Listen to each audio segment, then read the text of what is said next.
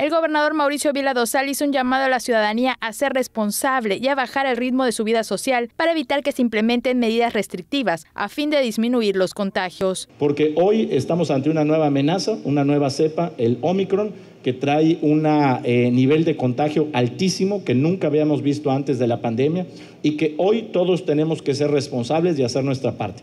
Les pedimos a todos los yucatecos que de manera voluntaria, para que no haya necesidad más adelante de imponer medidas que a lo mejor no son muy populares, pero que serían necesarias, que voluntariamente bajemos nuestro ritmo de actividades, empezando principalmente por las sociales.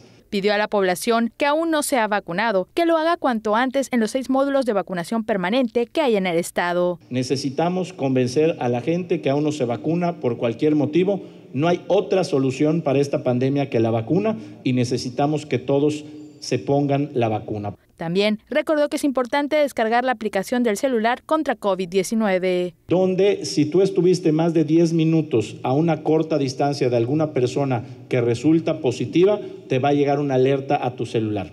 Esto hoy es más importante que nunca, porque todos sabemos que esta nueva cepa de Omicron podría ser en algunos una gripa y en otros podría ocasionar la muerte. Con imágenes de Joaquín Martínez, Maribel Vega, Teleyucatán te informa.